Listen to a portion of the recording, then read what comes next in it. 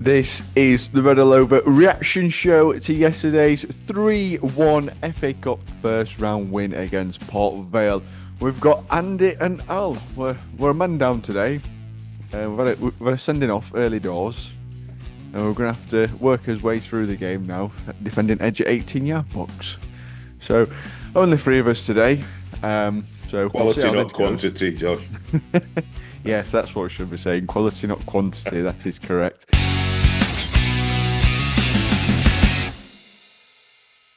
So, Andy, a pretty comprehensive performance, to be fair. From the bits I've seen of it, seemed we're sort of very much in control of it against a high in confidence Port Vale side who not lost in 10 until yesterday. They hadn't. They've been a good side, and as you know from the last show, when I spoke to Tom Amos, he said that they're a better side this season than they were last season.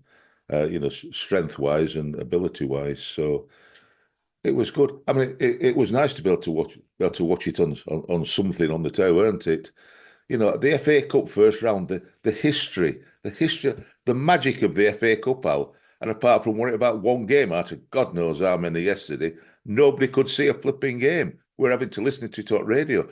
It was like summers all over again, having to listen to flipping test match on radio and thinking, well, I've no idea what's just happened. So, it were nice to have at least radio commentary, but it's not the same. When radio commentary says something like free kick, oh, Mark Roberts heads it in, you think, well, that helps. He's just headed it in. So it was nice to be able to see a very short highlights this morning from of the goals. So what I will say, having ranted about the FA and get them televised, all these non-league clubs and lower league clubs like us not being able to see a match, pay for it, I follow whatever, because of contractual reasons. Well, sort out the contract so that people who want to see their team playing first round at FA Cup with all its magic, let them see it. It's disgraceful. But money grabbers. They'd make even more money if they sold the rights to it. I can't get my head around it. Anyway, Corey O'Keefe, what a free kick. Curled it in beautifully. Mark Roberts, on his 100th appearance, he rose like a salmon at the back, but head and shoulders of everybody else. Go on, have it. Get that in. Pick that one out of Honey and Baguette, Al. And that were it. We were all sorted out. And I thought, they had a bit of a. We were in control. And then, after a bit, they had a bit of a spell and not good defending. Not good defending. One bit of advice to Josh Earl: you got a right foot, clear it with your right foot rather than try to shimmy round to get your left foot on it and kick it straight to their player to put an easy equaliser in. That is a good player, and I've waxed lyrical about Josh Earl many times. I think he's a class player, but that weren't right good, mate. 1-1, and they had a purple patch, so we were rocking a bit and looking a bit ropey for some of it, according to radio.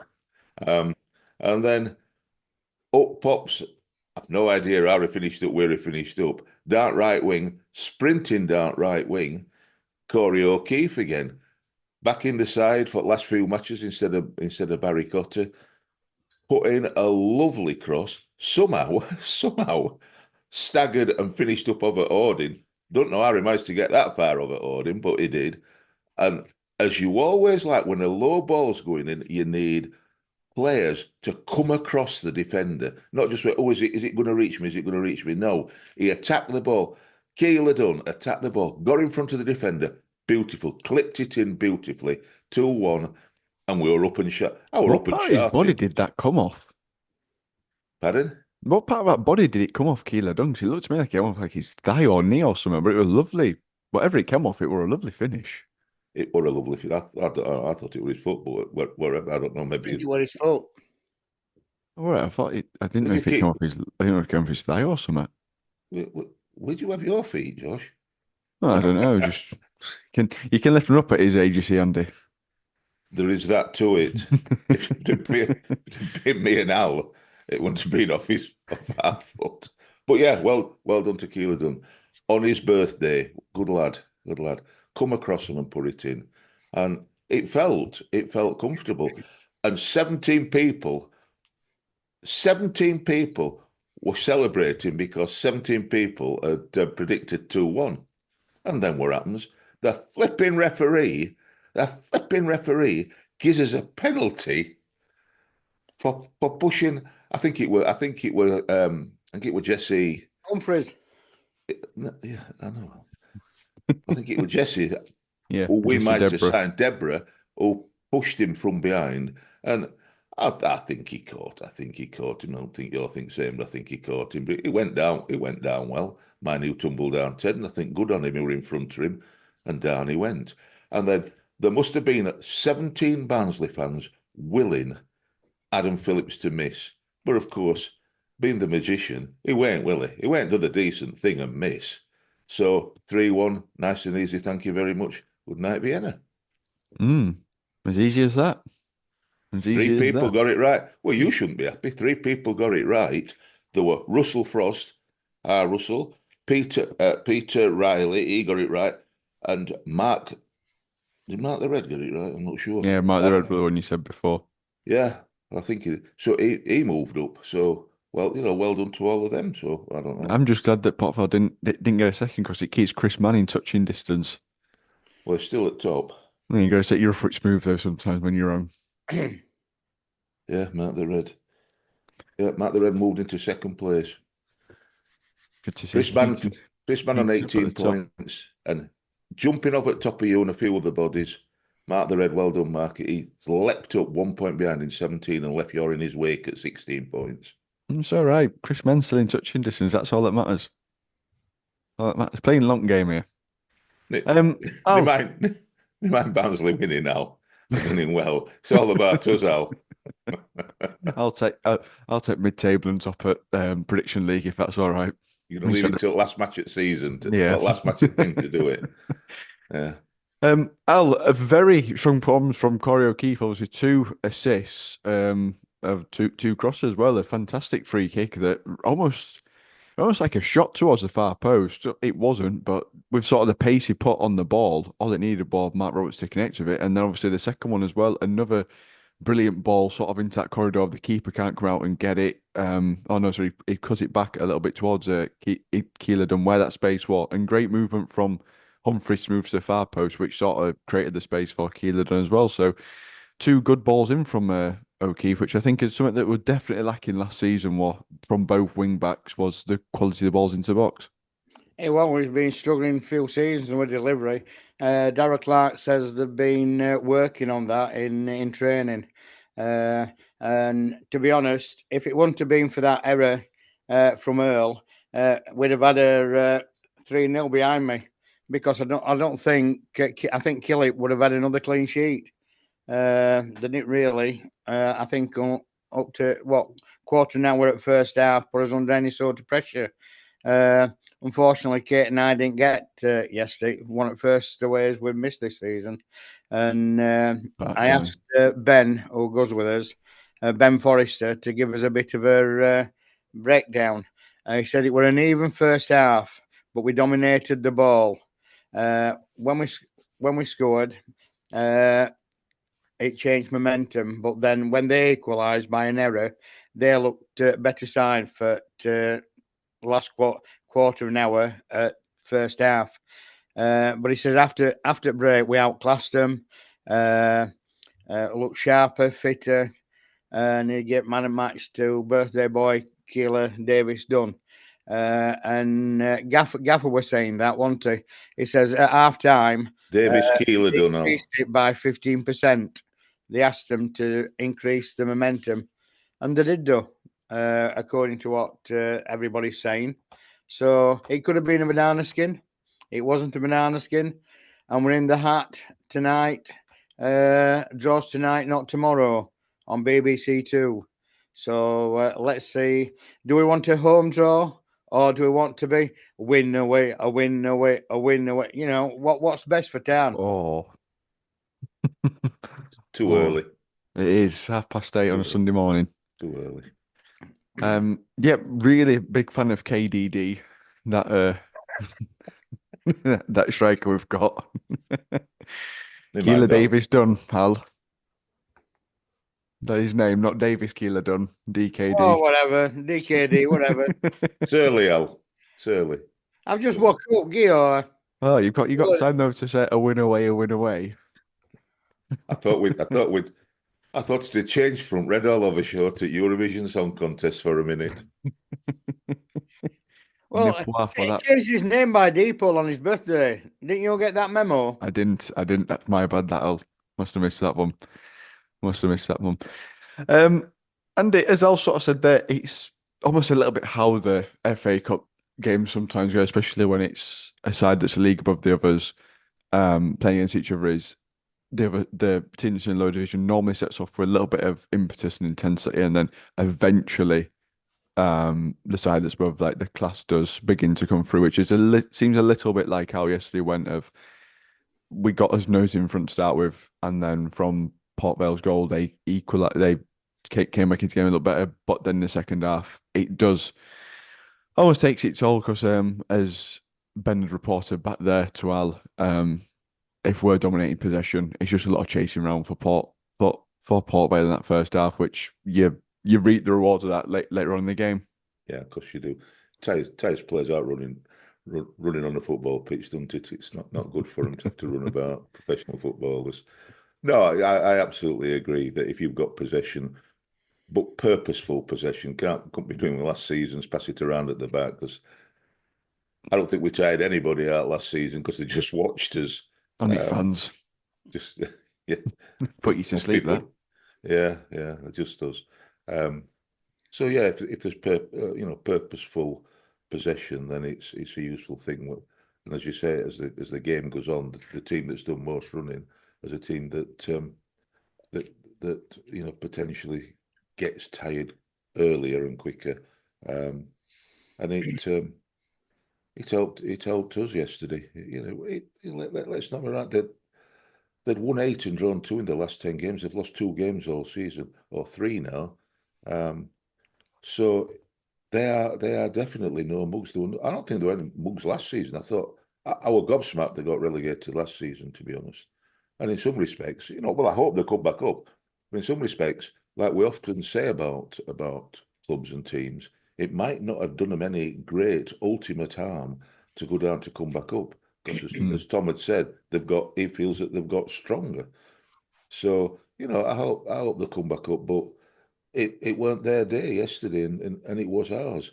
Whether or not we get a home tie or not, I sincerely hope so, because it's we want to see our team. I tell you what does irritate me about it. In some respects, I ain't got a problem. In some respects, I ain't got a problem with there not being replays. The reason for that is so that some of your bigger clubs, particularly the ones in Europe, haven't got to play so many matches. But if you think about certain clubs that go away from, like, for example, us against Manchester United all them years ago, 1-1 at Old Trafford, and then a replay under the lights when we beat them 3-2, you lose out on that if it just goes to extra time and penalties. And the ludicrousness for lower league clubs to be told we're not going to have replays because there's too many matches, and yet we're playing a Pappy Trophy, 3 games for a Pappy Trophy in front of one man and his dog on Copal. It's I just find, get it together, and to stop making a nonsense of it. You're spoiling it. Let's have some replays under the lights, and if it means that the big clubs, like Manchester United a number of years ago, just pulls after it, let them all pull after it. Let's get to Wembley and win FA Cup What again. we used to do, Andy, used to be first game, first replay. I went to Rill, 0-0. Oh, I know. There's been about 2 apiece. Yeah. Then second replay. Then at Old Trafford on a wet Monday night, we lost to Rill. I was there with Dad. Good grief! I've told you before, Al, you're a joke. So hang on, Al. So FA Cup used to just play a number of replays until someone won. Yeah. Oh yeah. We had second replay at Old Trafford. Bring that back. There's been more of them, Josh. I think I'm trying to remember. I think Arsenal played in a replay. It was something like 4 replays or something ridiculous like that. So somebody will put a note, somebody will put a comment on this show, hopefully, to say who it was. But some club played umpteen replays, and that's why they changed it. So just one replay and then penalties. Yeah, And I'll live with you that. if you went extra time and then it went to a second replay. So until a team won, that's how and then the game used to be put back after the date of the original FA Cup, every third or fourth round, whatever. It will put back to a later date. It will play at a different time. But yeah, the history of the FA Cup, we used to have second replays, third replays. Ah. That was the magic of it, magic of the cup, Al. 30 replays. So if you came in first round and went all the way to final and played replays, you played nearly a season's worth of games. Yeah. Just in FA Cup. The good old days. when men were men. Yeah. Yeah. And football were football. Yeah. None of that money. I didn't like it. I don't know. Obviously you've had you said your bit there, Andy, about sort of the replays and that. And we'll get yours in a sec, Al. But I don't get it for me of these major elite clubs that have got teams of 40, 50 players, basically. Because when you look at Man City's side that they part in the Carabao Cup at against Tottenham, a couple of debuts in that game for them there. So it's not really something that massively is going to affect them if they come into the third round and they have to play a replay and they just chuck the under 21s in. That's their prerogative if they want to do that. If they want to win it, then they'll play a serious team. But I'm the same as you, Andy. I just don't get like when you've got like the smaller, even in clubs that are smaller than us, like the non-league teams, and they work hard for a draw in the sort of reverse fixture and then don't get the benefit of bringing them back to the horrible, tight non-league pitch that's bobbly, and you've got half a chance now, aren't you? Especially as a non-league side, or if you because it's not going to be as pristine as Old Trafford or the Emirates or anything like that. It's going to be a different test for the elite clubs who already are playing 8 league games less than most sides anyway, and don't have to contend with the Papa John's Trophy, and don't have to contend with the first round of Carabao Cup, and don't have to contend with the first round of FA Cup. They're already skipping 3 rounds and 2 rounds in those out as well. It is. It's like last season, isn't it? Awesome. Yeah, Mm-hmm. yeah, absolutely. They sold out when we replayed the replay that never was, and they benefited. They benefited from the finances, and smaller clubs need finances. And what they're doing at the moment, I mean, I think it was last season. It was first, second round, third round. There were replays, and then they stopped it. Wasn't it last season? In later rounds, there were no replays. But they've got to look after the FA. They've got to look after the grassroots football teams. It's not all about professional clubs. It should be replays. So, they can go and have a good take about 3,000 of their fans to a stadium what holds them. Their ground might only hold 1,500, but they'd still take 3,000 to 4,000 to a good stadium. And for me, it's wrong. It's nitpicking. And as I say, if FA want under 21s to go into Bristol Street Motors, they are dictating, the Premiership's dictating all down the pyramid what is happening. And it should not be. Football is for all. It's not just for people with finances. Smaller clubs need revenue. And it could be, no disrespect, for some clubs, it could be the death of them. And that's a shame. Yeah, well, it's going to be probably some clubs' transfer budgets.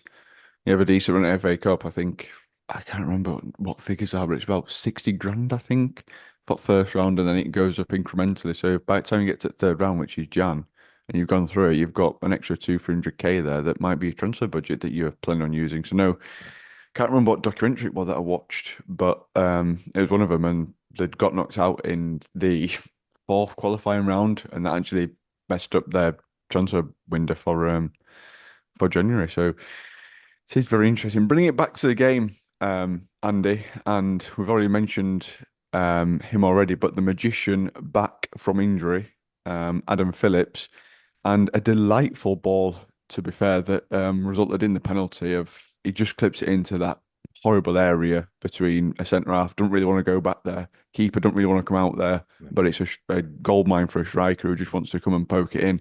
Terrific ball in, and then a confidently dispatched penalty as well. Absolutely. Well, we know what a player he is.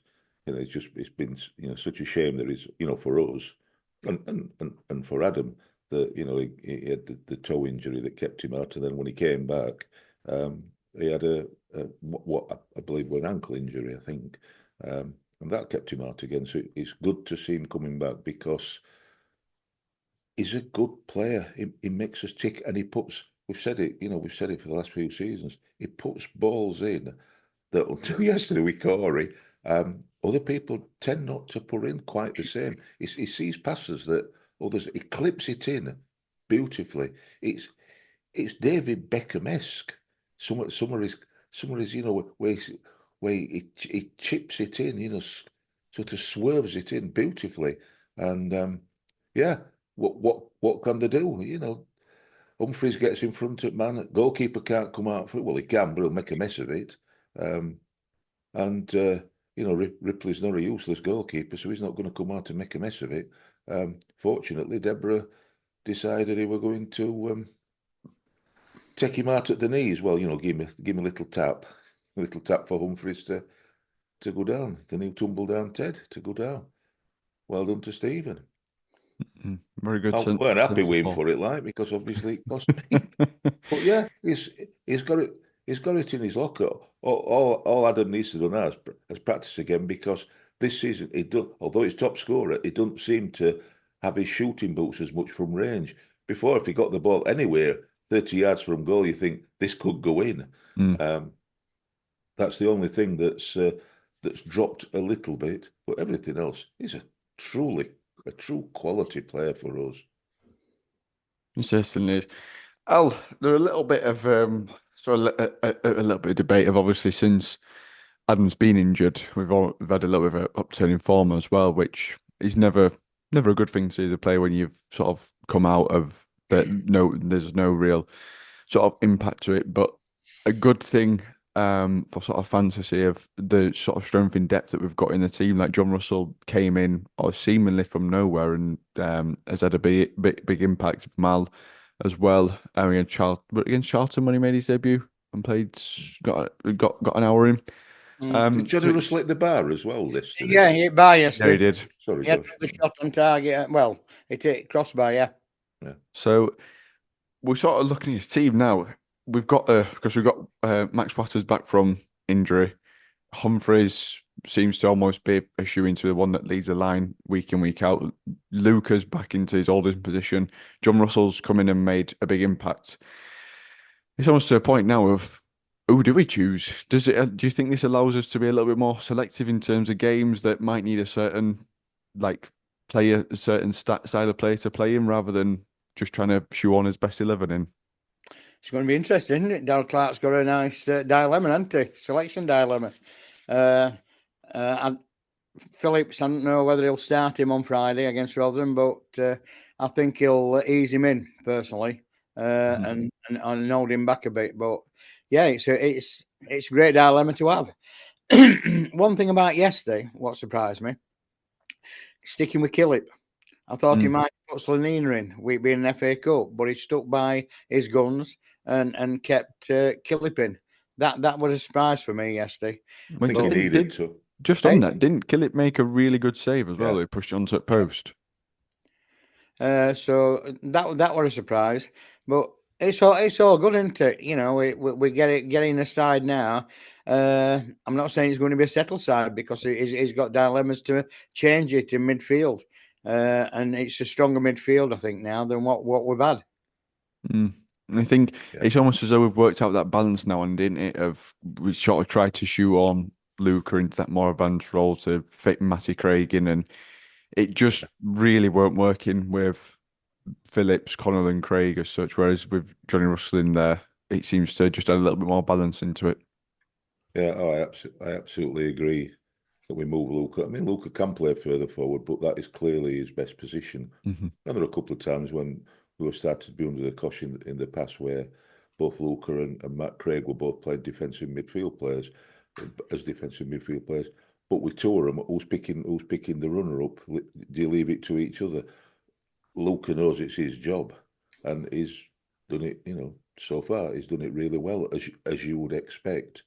So, well done for that. And yeah, I'm not surprised. Unlike Al, I'm not surprised that Ben Killip played, because he's only played the one game before, and I wouldn't want him to go in and then come back out and then go back in if he does against Rotherham. You want him to, get playing and get that confidence and playing with the defence. So I'm glad he played, and he acquitted himself from what I heard. Well, didn't hear his name very much, which is a good thing. Apart from, as you said, he made a really good save.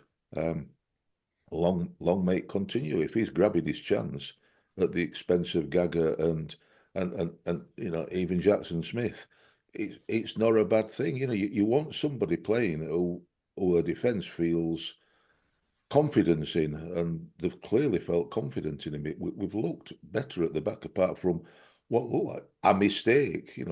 These happen, but a mistake.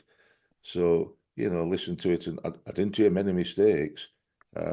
So that's a lot better, and it gives you that strength throughout the team.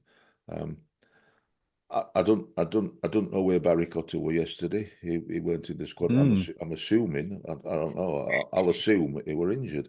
No, not injured. He said he No, did. Clark said no knock. No knock. He just didn't pick him. But then when you see his performance other night, he's back to Barry, isn't he? He didn't look bothered.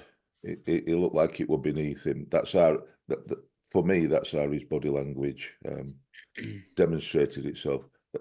That's not good, because a Barry Cotter that's playing well and on it is as an asset to our team.